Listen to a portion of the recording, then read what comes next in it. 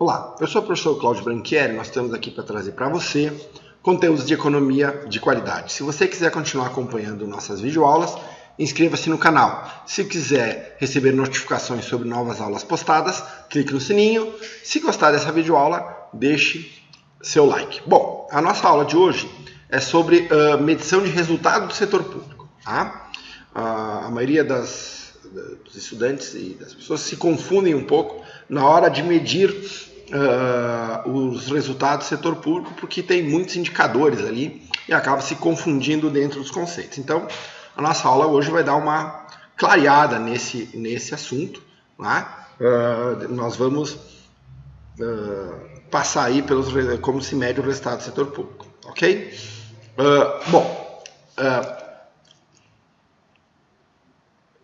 O primeiro indicador, o indicador mais macro mesmo, é o que nós conhecemos como carga tributária bruta, tá? Que é a arrecadação total dos impostos do governo.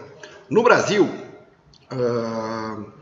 em 2017, esse número ficou em 2 trilhões e 100 bilhões de reais. Tá? Essa é chamada carga tributária bruta, que é a arrecadação total de impostos do governo. Quando a gente exclui as transferências governamentais do setor privado, quais são as transferências? Seguro-desemprego, aposentadoria, subsídio ao setor agrícola, o PIS/PASEP, que os trabalhadores com menos de um salário mínimo recebem, saque do fundo de garantia, isso são chamados de transferências governamentais do setor privado. O ano passado, isso somou 943 bilhões de reais. O que acontece? O que é uma transferência? O governo... Vamos pegar a aposentadoria. Hoje a aposentadoria eu pago os aposentados... Quem paga os aposentados é quem está trabalhando. Né? Então, o que o governo na verdade faz?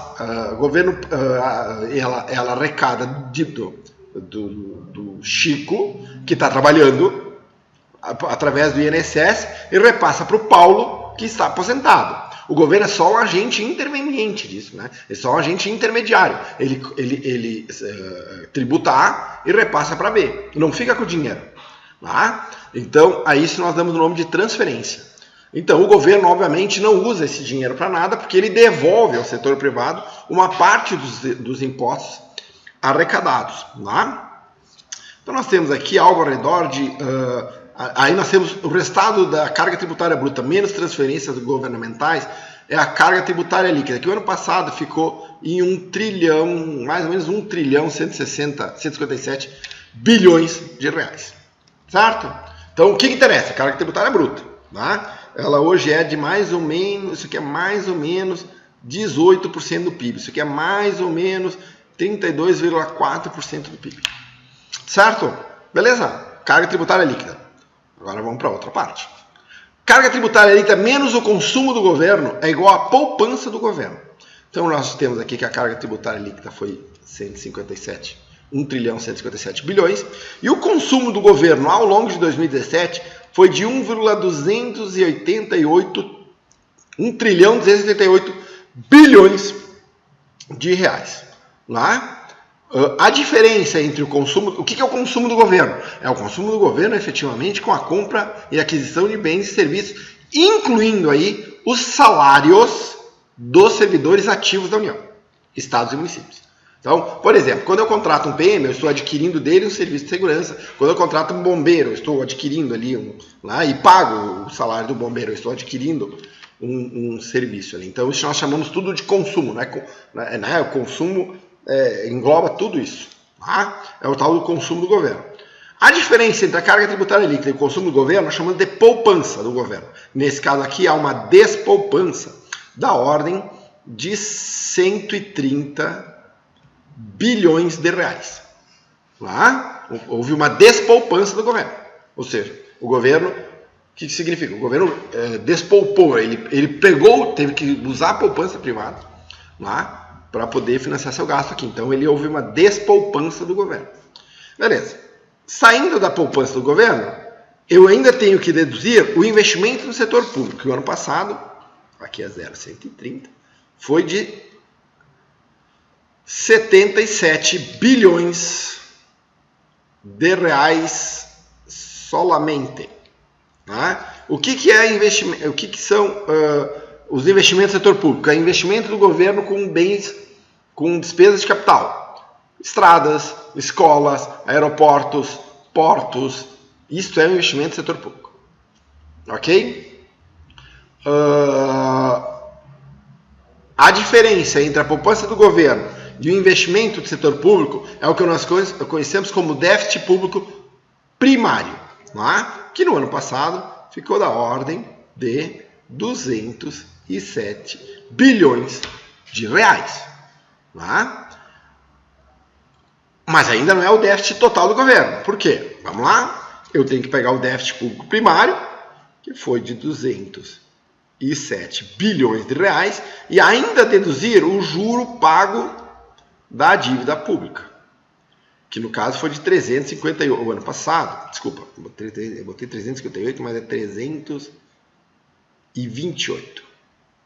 Foi da ordem de aproximadamente 328 bilhões de reais. Aí nós temos o déficit nominal, que ficou da ordem de 535 bilhões de reais. Então, o déficit público primário menos os juros pagos sobre a dívida pública me dá o déficit público nominal, que é o déficit total do governo e, via de regra, é quanto vai aumentar a dívida pública. Tá? Então, carga tributária menos transferência, carga tributária líquida. Carga tributária líquida menos consumo do governo é igual a poupança. Poupança do governo menos investimento do setor público igual ao déficit público primário. Déficit público primário menos juros da dívida pública é déficit público nominal. É assim que se mede o resultado do setor público. Certo? Ainda tem deixa eu voltar aqui. Ainda existe um conceito importante aqui, que não está abordando aqui, que é a necessidade de financiamento do setor público, que é a pressão das três esferas do governo, Estado, União, Estados e municípios, sobre a poupança privada. Tá? Que nesse caso aqui, posso estimar de vocês, que é algo ao redor de 535 bilhões de reais. Essa foi a necessidade que o governo teve para tomar. Então aqui nós tivemos, né, o ano passado, nós tivemos então aqui um déficit público nominal. E medimos bem o resultado do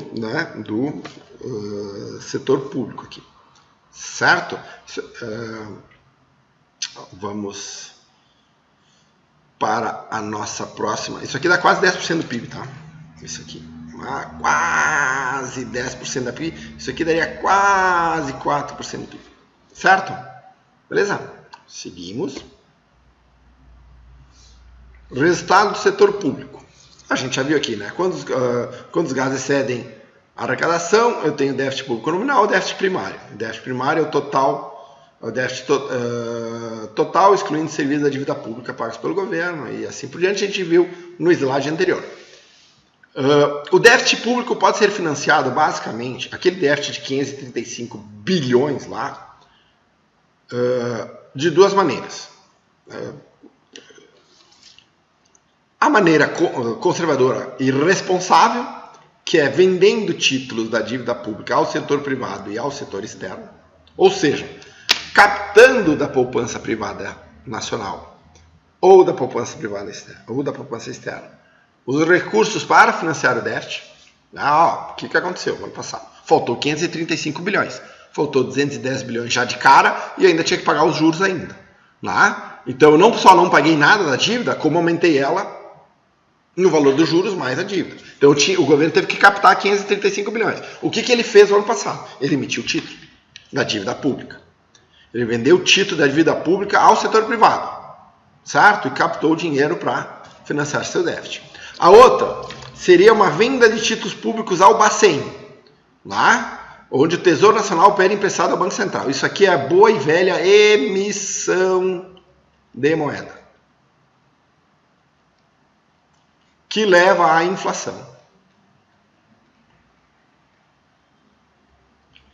Por isso que se diz que a inflação, por isso que tem um termo chamado imposto inflacionário, porque o governo, para financiar o seu déficit, emite título, emite moeda, gerando inflação e e, obviamente, corroendo o poder aquisitivo da população em geral, tirando dos salários uma parte do poder aquisitivo, né? O que é o equivalente, seria o equivalente a uma espécie de imposto do governo. Então, eu tenho um déficit público que eu posso financiar por vendas de títulos públicos ao Banco Central, que é a emissão de moeda, né? Porque aí o Banco Central emite moeda e o governo fica devendo ao Bacen, fica lá no balanço do Bacen, uma dívida do setor do governo federal, do Tesouro Nacional, que jamais vai ser paga. E ele pode vender o título da dívida pública ao setor privado, inclusive já vimos o efeito disso no investimento e no crescimento econômico. Certo? Vocês viram? É simples, né? Fácil de montar o resultado do setor público. Essa foi a nossa aula de hoje, né? Simplesinha, rapidinha. Espero que vocês tenham gostado. Espero que agora seja mais fácil vocês compreenderem, né? Quando lerem alguma coisa sobre o resultado do setor público, compreenderem o que aquele número significa. Eu estou deixando aqui 2 vídeos sobre governo para vocês assistirem, se vocês ainda não assistiram. Não esqueçam de se inscrever aqui no canal. Até a nossa próxima videoaula. Obrigado.